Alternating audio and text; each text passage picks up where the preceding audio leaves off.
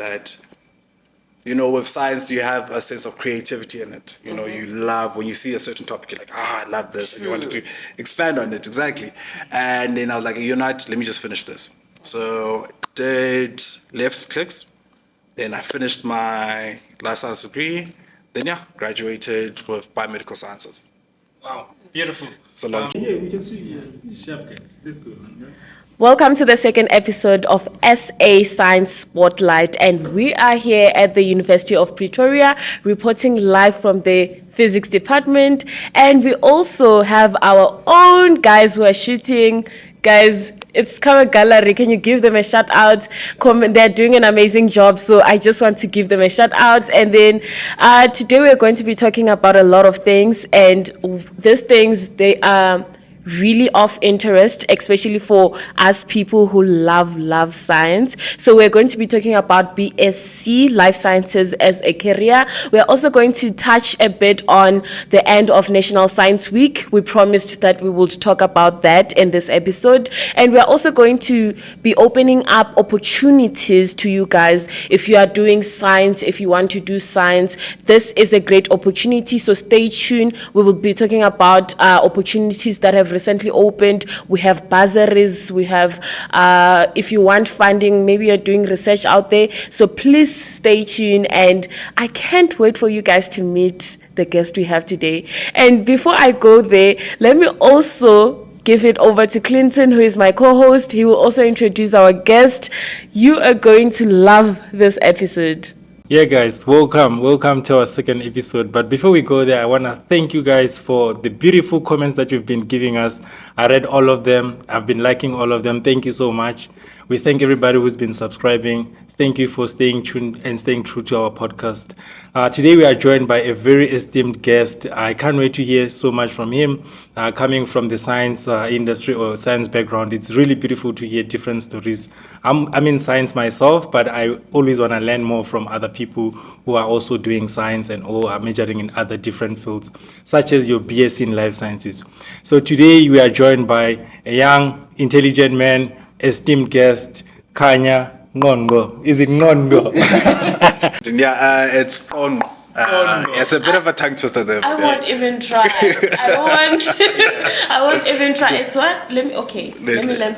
Let's work on the clicks. Work on the clicks. So you see, it's no, that's perfectly fine. So so with Xhosa there's 3 clicks, nah? Yeah. You have and then. So we're looking at the third one then. Nah? So the first one would be Okay. Yeah. Qongqo. There we go. Qongqo. Yeah. So wait, the O, it's because of the Q, and the Q is the C. Yes. Oh, perfect. Yeah. And then the GC. What is GC it? in. Okay, Yeah. Beautiful, man. Yes, it's very you see, like I said, we learn every day. I just learned how to pronounce a surname in Xhosa, not Xhosa, it's Xhosa. Yeah, man. I feel left out because I'm still at I'm like, that's different. Yeah. No, it's a very interesting. Beautiful. Thank you for coming, man. I really appreciate taking your time to join us today for this short period. I can't wait to hear from you. I really want to learn. I know you have a very beautiful journey. I just want to hear exactly where you come from and all that. Okay, no problem. So I was born in a small town in Queenstown in the Eastern Cape. Then we currently reside to East London. So how I got about the life science journey is that obviously growing up, my mom was a teacher, so life sciences and Xhosa, to be exact. And so, so I was still in primary school, per se. You had all these life sciences books there all around. My sister tried to do life sciences, like, no, I can't, because I can't be studying. Then I go home, my mom's going to be teaching me. Same thing with my brother. I guess. Yeah, exactly, you know. And then, I just had an interest on it, started reading the books. Sometimes you just see the pictures, you don't know what the words are, but like, okay, I've seen this. I remember the first picture was like a cold sore. Cold sore, so blister, fever blister. Okay, So life sciences, most when they talk about STIs, it would be herpes. Yes. So I see like, I've seen this before, and you see someone having it, like, it's just a general thing. And then when you start putting the pictures and the words together, like, okay, STI. When you start seeing it now as a young one, you're like, you have STI. So that's how it started. Yeah. And then moving into high school, I wasn't. I would say I wouldn't say I was more of a very very in-depth person to it. Yeah. It was rather a thing of just look in high school. I'm pretty sure some of you guys who are watching out there know that I'm just here to do my time, get my degree, Yeah. get my certificate, finish. Yeah. Go to university. That's it. So I was one of those people who are like, I'm just here doing the bare minimum. And then I think grade 10, grade 11, I started having this fascination back again for life sciences at the time. So if you were to look at my matric results, you'd see 50, 50, 50, and then like a 79 in life sciences. And then moving forward, then before I went to UNISA, I started at the University of the Free State. Yeah. So how it's set up is that there was an extended program, just a general, it's like chemistry and mathematics. Yeah. And then you do that first year, then afterwards you go to mainstream. Okay. Which was the BSc. At that time, it was biochemistry and microbiology. Then from there on, I did it. Couldn't manage to complete it due to personal issues, funding and stuff like that. So I was like, hey, let me go home, find a job, and then also helping out at the home. And then at the same sentiment, I would then study via UNISA. Because UNISA, you had a platform of, doing things online, also being able to work through studying and also having a job. So I moved biochemistry, I think for a year or two. Then I worked at Clicks Pharmacy. So at Clicks, it was a thing of there's a learnership program they have where it's a pharmacy assistant Was program. this still on your first year? This Or would second? be my second year at UNISA. At UNISA, Yeah, okay. doing biochemistry and micro. Okay. Then I did that. Then whilst I was doing the learnership program, I changed courses at UNISA and then did Biomedical Sciences.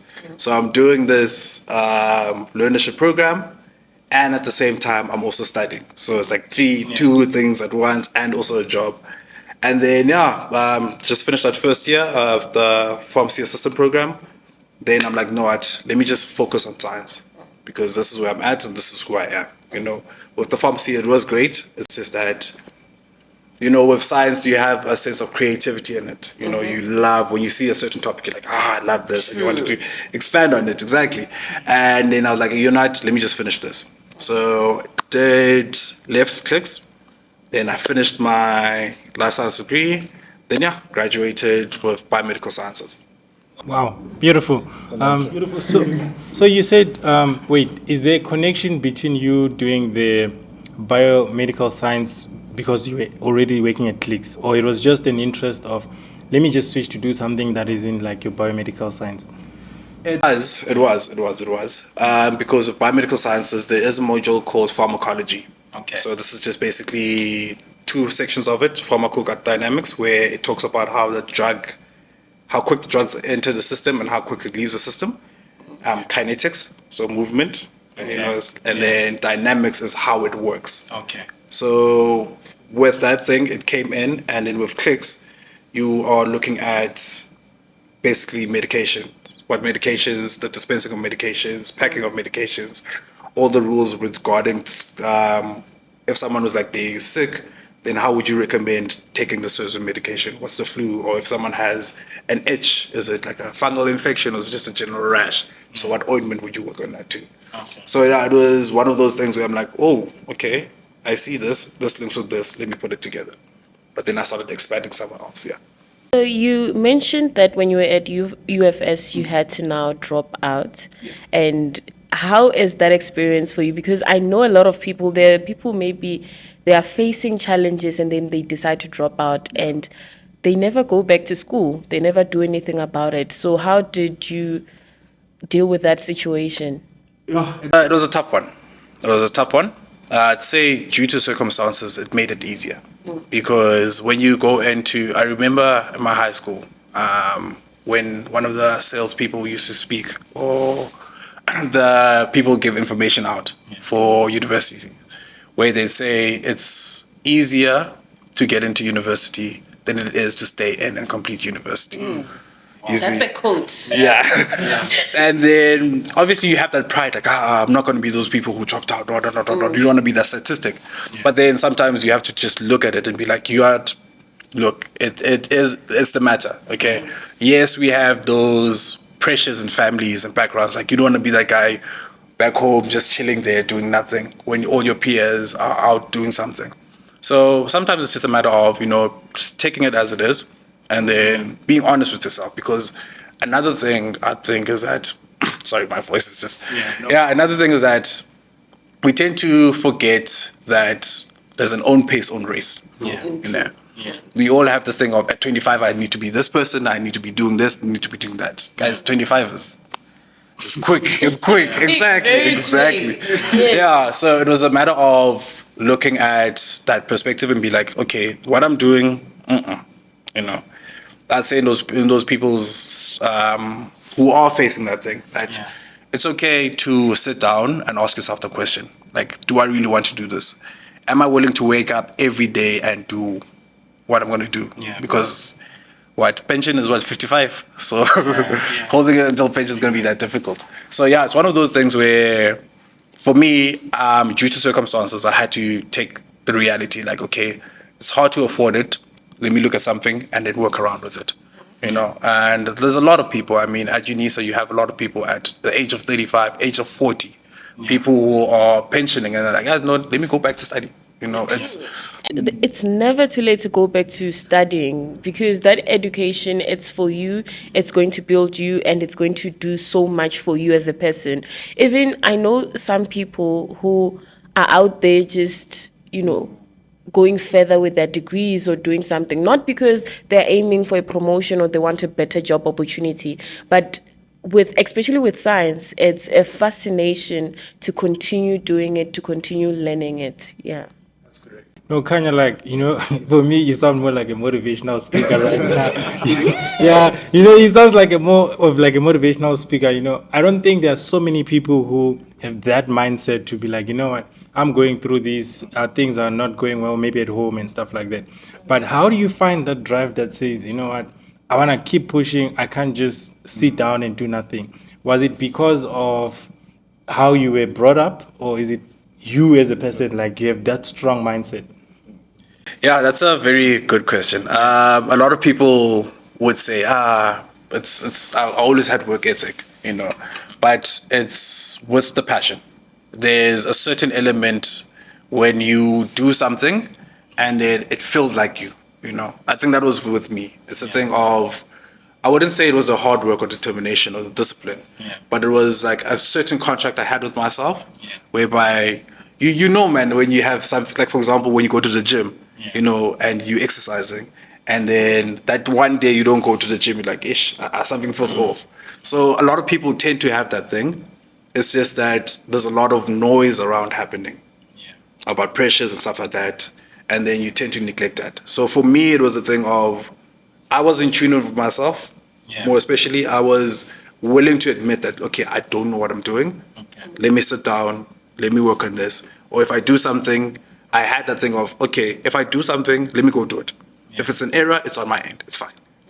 I can sit down, look at it, and go back again. So I think that's the same thing with looking at a career, jumping. I always told my cousins, with what you have in terms of your qualifications or your matric certificates, or your matric results, apply for all the things you want to apply for. Wherever they take you, then you sit down and you're like, okay, cool. Now you're doing your pros and cons. So it's the same thing in terms of like the motivation, inspirations to do things or having the discipline, is that you have total autonomy and freedom to make those decisions. It's just that certain things will just turn it around and make it seem like, it's not it. But yeah. Wow. This is beautiful, man. Like, honestly, this is beautiful.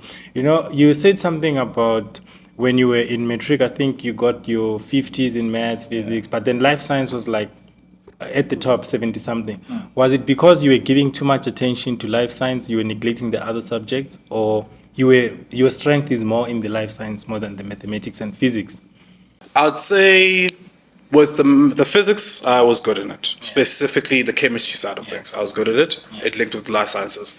With the life science, it was a thing of, first of all, my teacher, she was great. She was really great at it. So there's that first thing, is that obviously whoever's teaching you a subject, whoever's teaching you something, once you spark that interest, you like to go forward with it, So I'd say that's the first case. Then the second would be,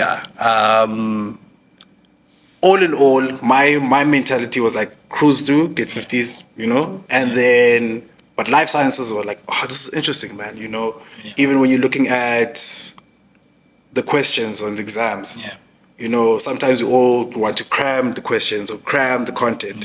So, but when you're writing the exam and you see a question and it links to a certain thing you might have read and, something you heard in the class or all these things, that made it nice, whereby you're like, okay, cool. You're also learning. That's what it felt. For me, it was like an art, It felt like you listening to a new artist and you're seeing new things or you're looking at a picture. So for me, I'd say the reason why life science stood out for me was that it hit that imagination. You can go around imagining it. I mean, with you guys, I remember your last podcast when you were talking about your researches, when someone would to ask you why uranium, or why medicine, why nanos and stuff like that. The way you're explaining it, it seems like another different picture.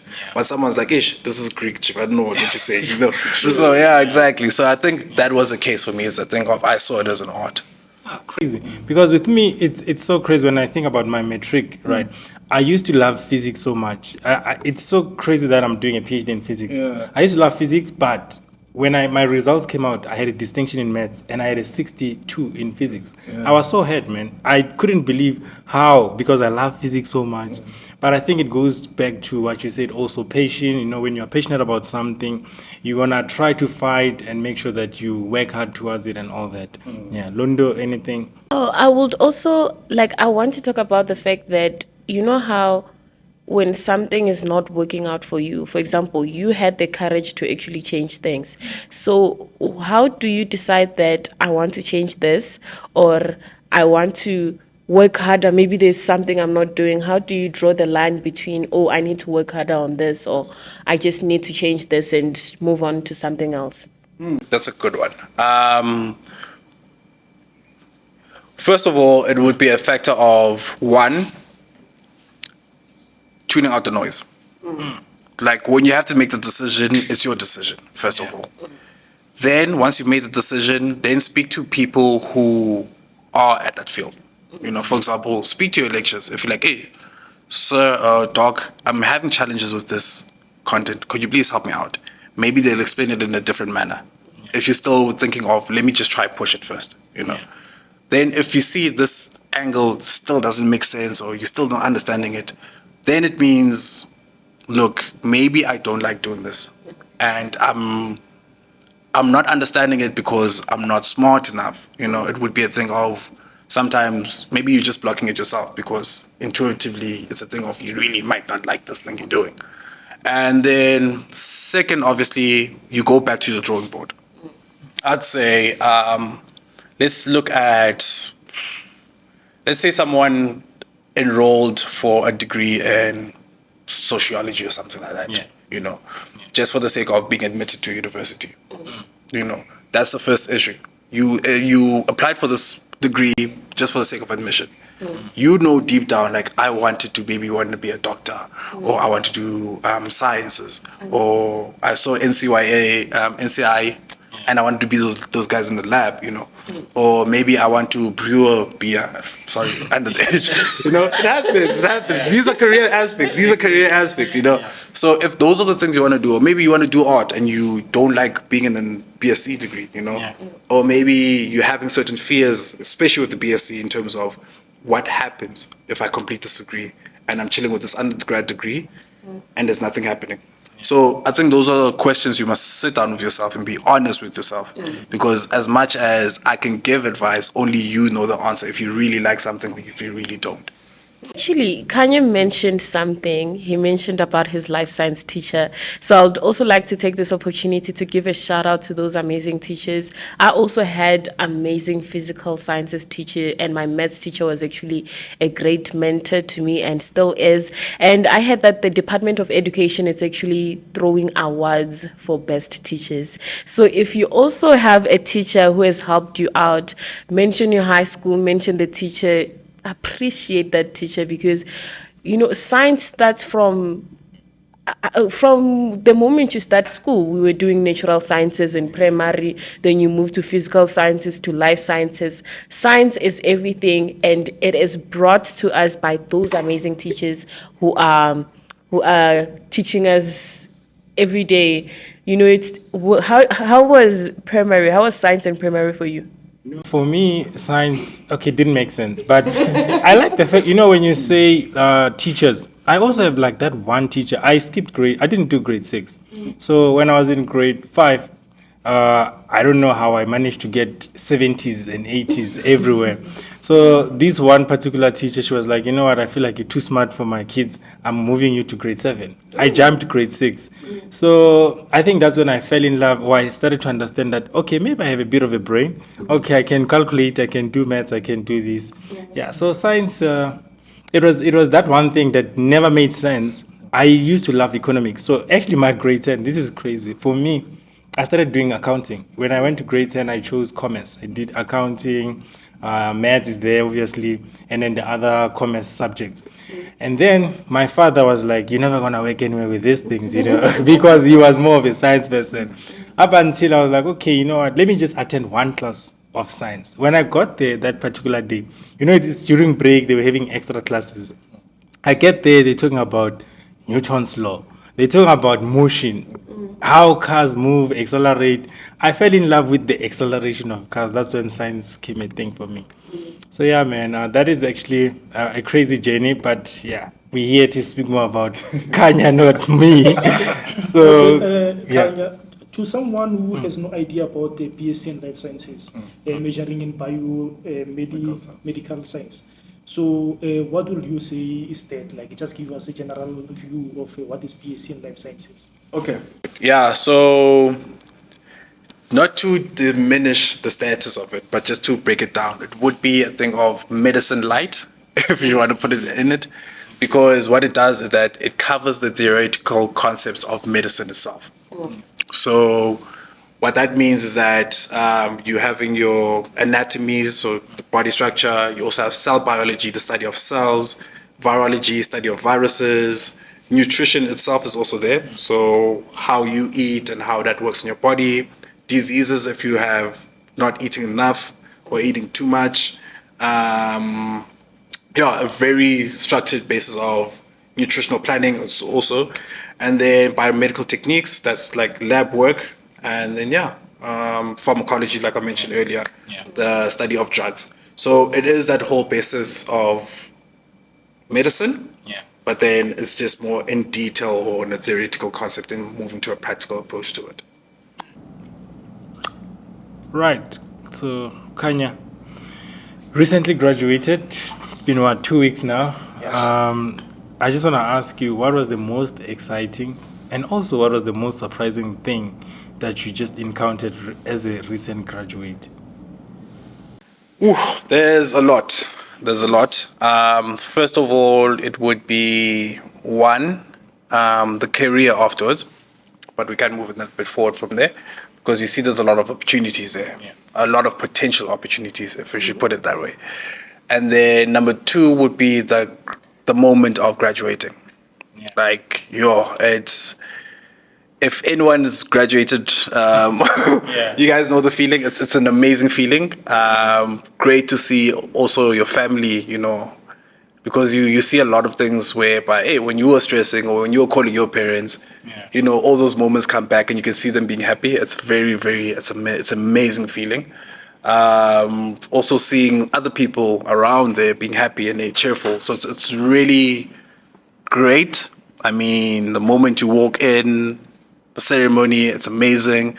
Yes, you'll try to play cool in the beginning, like, it's just graduation, guys, But that moment you get there and you're like, oh, even me, I'm here. You're wearing a gown, you're looking all formal, because even most graduations, like, graduates that side, guests the other side, and you can see that whole thing where people are just looking at you and applauding you, and how far you've come in. The speeches from the chancellors are amazing.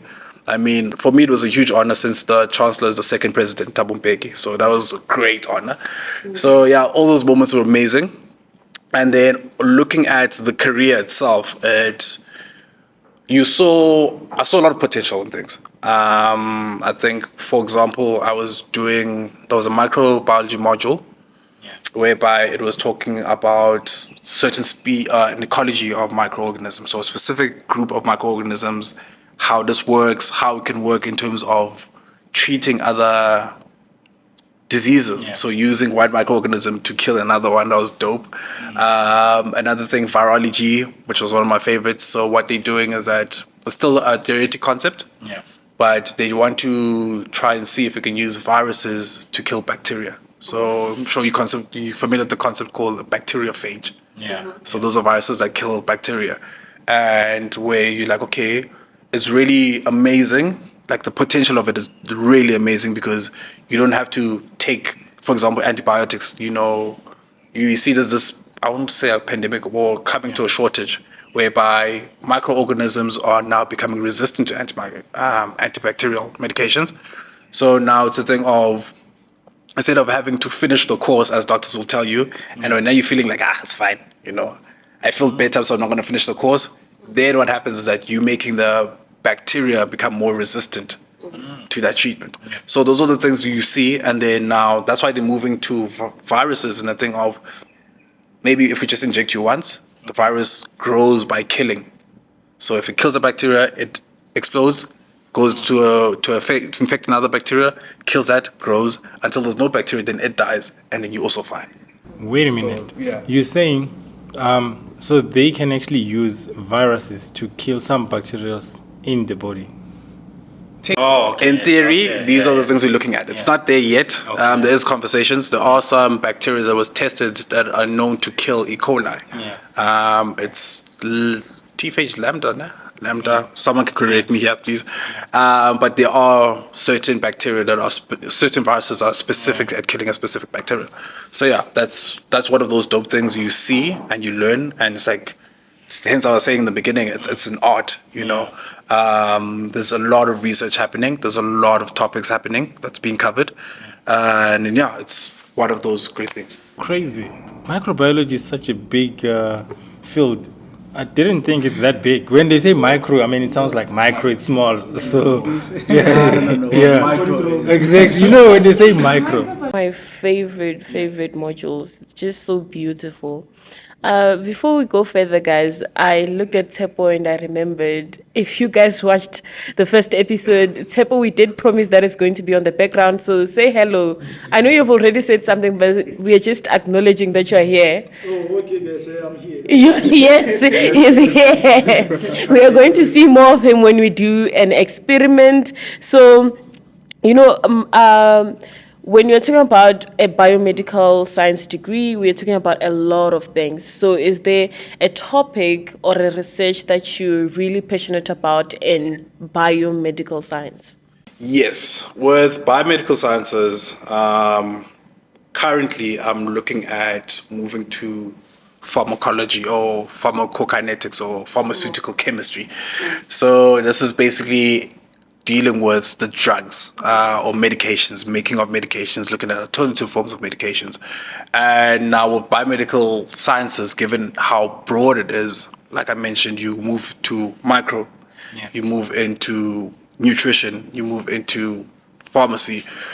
The pathway of it is very complex because you have the degree, then comes a question of how do I get to this path, of which I think whilst we're still on the topic, I think it is very important we also acknowledge the fact that getting the degree, although there is promises, there's also a certain specific pathway people have to look at in terms of getting it.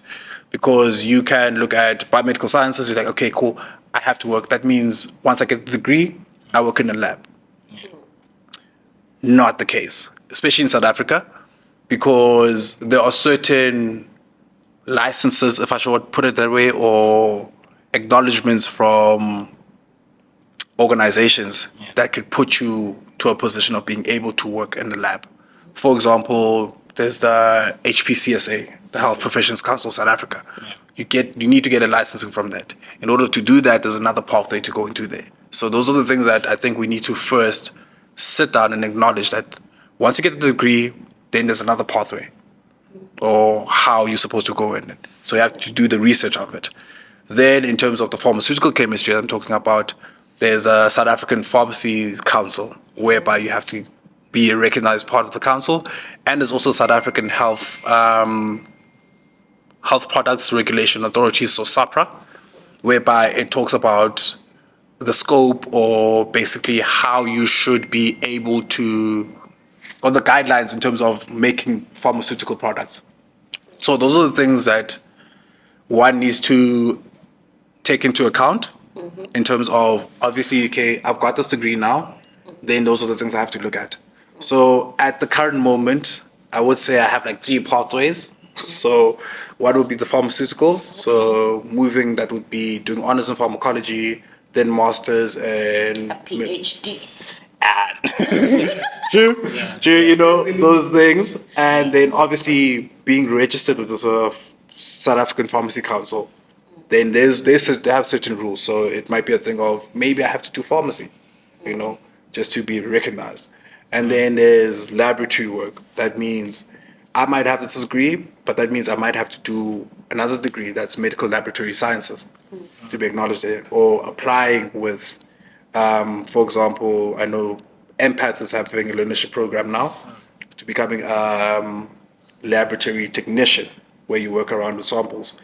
Then there's another one would be, obviously, a lot of people with biomedical or BSc tend to use that pathway to get into medicine. Okay.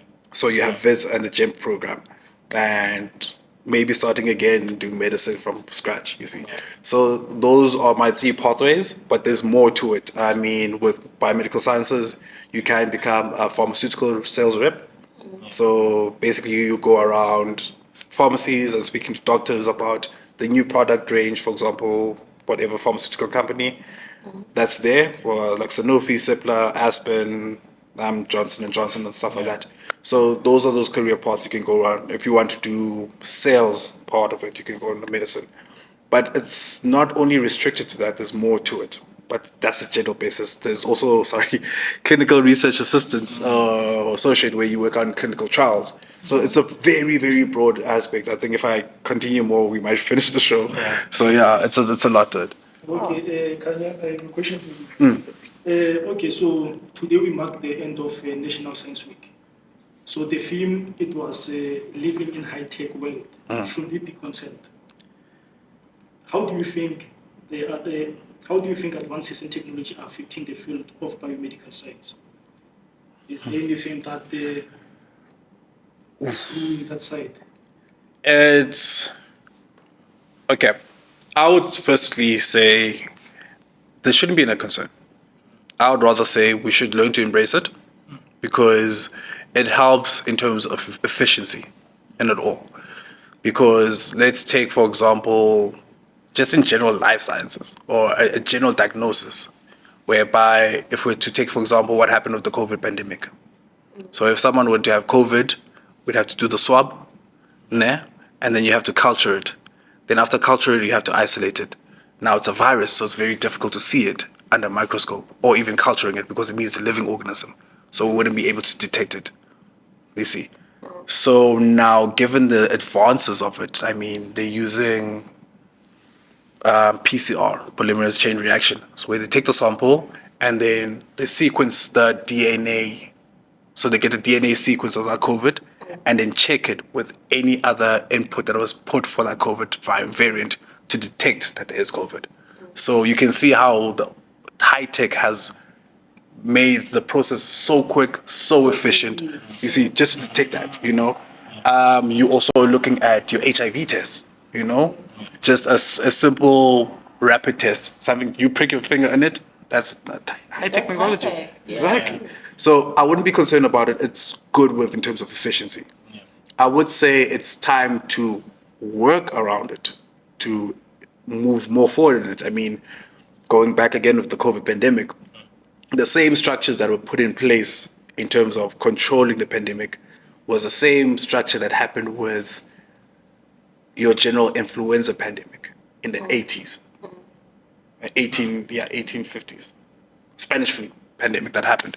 So the same isolates all these things, the same sequence. So you can see how there's so much potential in the science, but how from getting vaccine, like the first discovery of vaccines by Edward Jenner, to now people fighting about vaccines.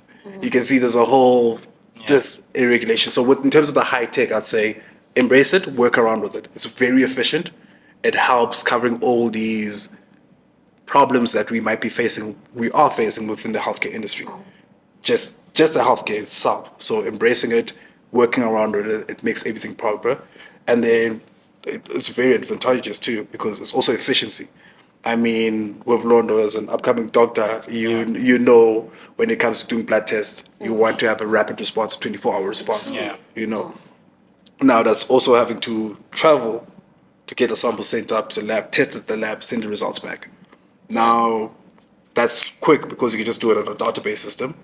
All you do is take the blood, send it through, pop the results there. So it's very great in that essence. It's just working around with it and working with it. I know we all scared about job losses for technology. But if you work with it, then it's going to be amazing. And when you touched that, and you're also touching high tech in healthcare, it's just a call, that when you go to rural areas, there's still a lot of things to be done. And I feel as if you are watching there and you want to pursue a career, please consider that as well. It's an amazing career. There is so much to do in using technology in the healthcare industry. There's just so much to do, so much development to happen, especially in the country that we are living in, South Africa. Okay?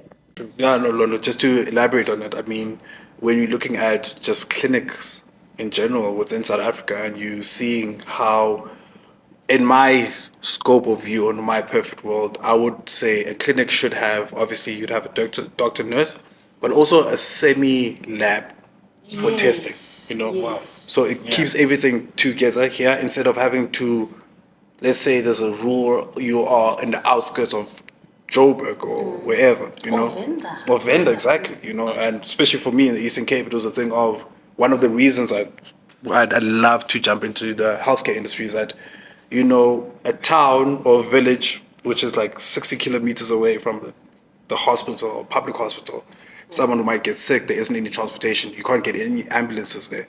They have to move to go to a public hospital, which is 60 kilometers away.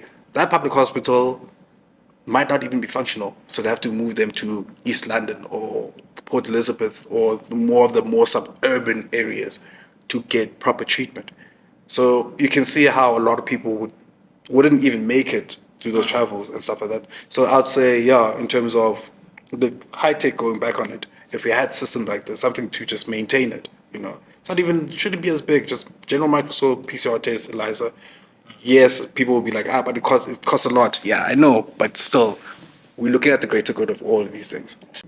Okay. So when you were talking, I did pick up some challenges that you've mentioned about students who are studying life sciences and everything that you need to do to eventually be there, like getting the HPCSA on board and all those things. So can you please elaborate more on the challenges that as South Africa students are facing if they're going to be studying a BSc in life sciences? And I would also love you to touch on how they can overcome those challenges. No, that's perfectly fine. So the biggest challenge, as much as people don't tend to look at it, is more experienced by people who have the degree and have no job on it, because you are on a safe bet when it comes to microbiology. Because with if you have a degree in micro, you can go into food technology. Because if you're looking at the private sector, you can go food technology, you can go brewing, you can go sewage department, you can go pharmaceutical industry, you can go also food testing, you can go epidemiology. It's very broad with microbiology. But then if you're looking at someone who has maybe genetics and physiology, then it's like, okay, where do they go?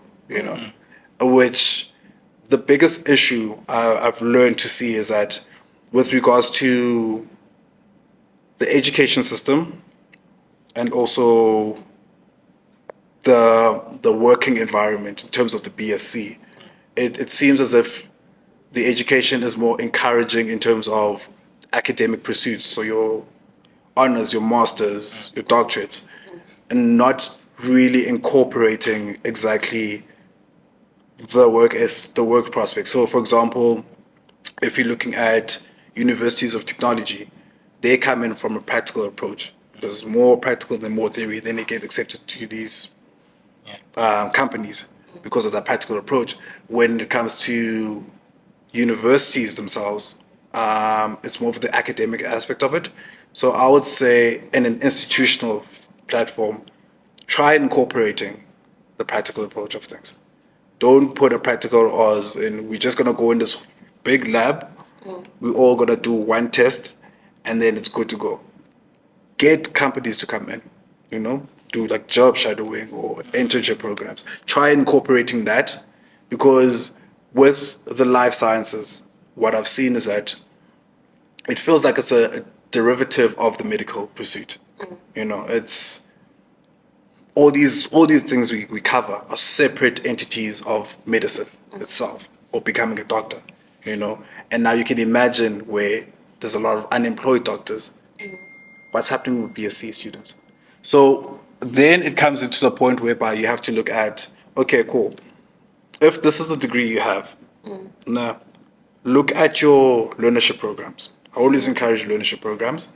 If it's a thing of, okay, you can't afford going back to school because maybe that degree you got was from NSFAS and NSFAS doesn't find you again.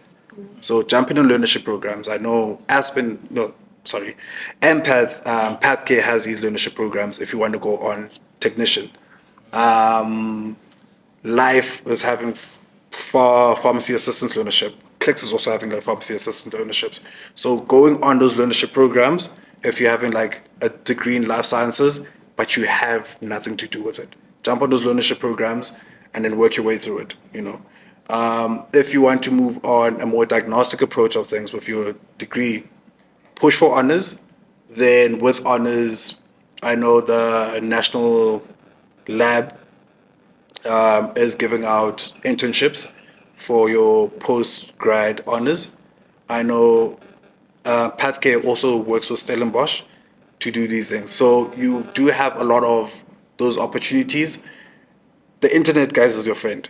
It's not only about Twitter. It's not only just Twitter there happening. There's a lot you can put in, Hopefully, I think after this, we can post some links on the comment section. Yes. Just so people can have a look at these things and it works for you. But yeah, that's what I'd say. And also, when you talk about the internet being your friend, I learned something actually. It's that if you're looking for opportunities like this, you're looking for funding, you are looking for your learnerships, you're looking for internships, what you can do is you can go on the internet, start searching those things that you're looking for. This is going to change your algorithm. Most of you have TikTok, you have all those things. And if you're on TikTok, please also follow this podcast so that you get more. When you follow things that are related to what you want, the algorithm immediately changes to that specific thing that you were searching. So if you're looking for learnerships, search more for learnerships. For example, on the internet, go on the internet, search for learnerships for a specific learnership that you're looking for. Also go down on the page and see other opportunities that are open because the algorithm immediately changes. So even on Instagram, follow things that are related to, if you're looking for a job, look for those companies that offer jobs like this. And when you do this, you are eventually going to get more opportunities, and also make use of the links that we're going to send out so that you also create your algorithm. Okay? Yeah. So we're going to move, Clinton. You mentioned quite a number of things, So there's just one thing you mentioned which kind of like interests me. You said when you were speaking about your challenges or the challenges that South African students face in general, would you say that maybe when you're doing like our final year, are we lacking that industry relationship where maybe the institutions needs to invite more industry people to at least give us the knowledge about whatever that we're doing so they can actually get to see our employable? Is that what you were trying to say there? What I would say is that getting those industries in place, one. Two, I'd really say this, is that getting those councils on third year. Okay. I mean, there's a Council for Natural Sciences. people, I think for a third year, they should come in and be like, okay, we're going to register you as a student, natural sciences. We're going to register you as a student, for example, with medicine. The minute they start their year, they're already registered in the Health Professions Council as medical students. So that's what I would say in terms of the schools itself. They should come in with these councils and have these councils coming in like, okay, these are the criteria we need the student to be registered for this to be registered a part of the council. Do you guys have these facilities? Do you guys have these criteria? So once that's sorted out, then on the third year or then on the final year, they can come in and be like, okay, look, these councils, you have the opportunity to be part of the council, this is how it works, and then it should be fine from there. And also to add more, I'm going to make a reference to my university. So I think it's last year or the year before last, what they did is they saw that, especially with the School of Science and Technology, you don't get to overshadow a lot. So the council itself, the SST, School of Science and Technology, they created a council in which they take students to those various companies and all those things to see what it's like in the work environment.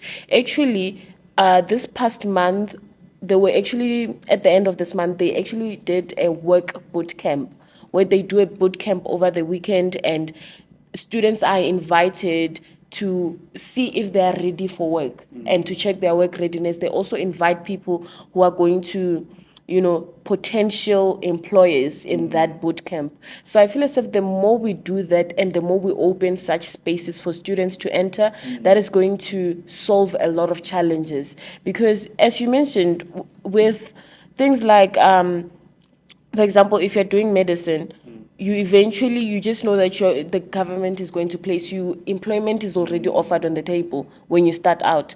But with there's still a lot of work to be done in terms of create those opportunities so that students use those opportunities and are eventually employed. Yeah. That's correct. That's correct. You are right in that. I mean, there's a huge demand for lab scientists, but there isn't a proper channel to getting a lot of these students coming in. So you are right in the fact that, universities should come in and work on that thing, Also having government come into play, and making sure of these sorry, the stutter, just making sure of, okay, this is the amount of students we can take.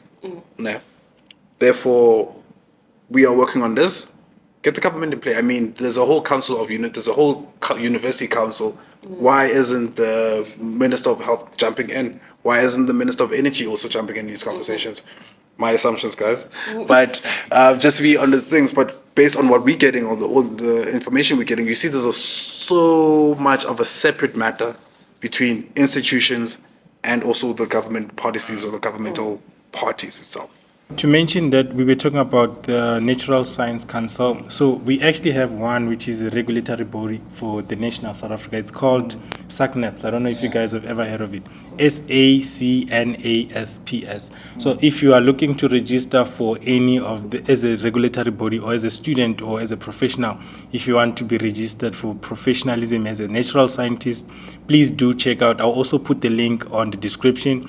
Do check out SACNASPS. That's how we pronounce it. But in terms of the short name is SACNASP.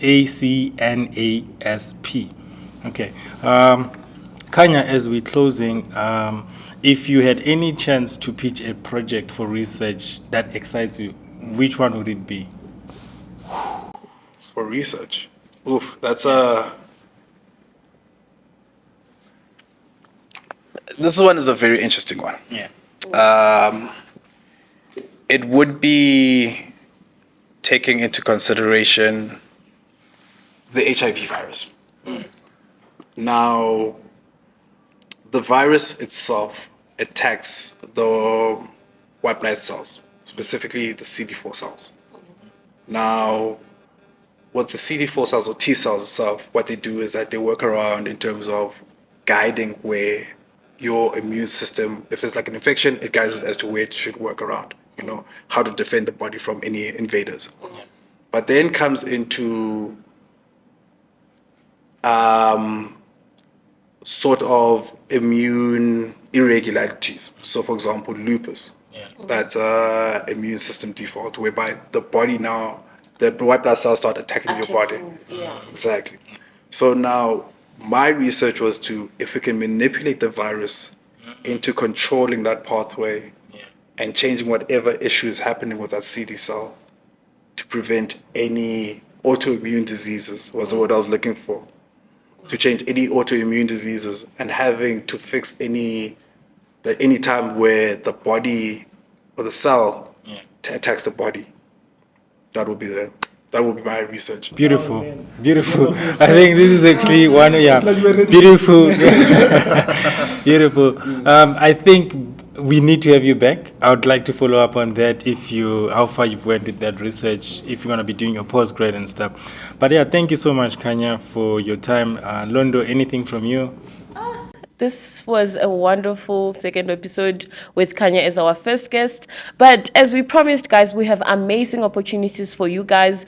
NSFAS is open, so please go and apply for NSFAS. We also have NRF, and the CSIR is also opened. So you scientists, if you are looking for that scientific funding, you need your idea to be funded. Just like Khanya mentioned, just like his idea, yours can also, maybe you can apply for funding and get that funded. So guys, as always, I'm gonna repeat that, ne? No problem. When you edit, I'm gonna repeat the closing. Let me calm down. Okay. Yes, that's what I wanted to go. Okay. Okay, guys, so this was a wonderful second episode with Khanya as our first guest. And as we promised, we have amazing opportunities for you guys. We have NSFAS, which recently opened. We also have NRF and CSIR. So if you are a scientist out there, an aspiring scientist, you want your idea to be funded, you want your research to be funded, you also want your studies to be funded, please go apply for those. And as always, we are reporting live at the University of Pretoria at the physics department with Skaba Galleries, with the ones that are providing this shit together. So from us to you, we will see you next week with another episode. Cheers. Yes. Hey,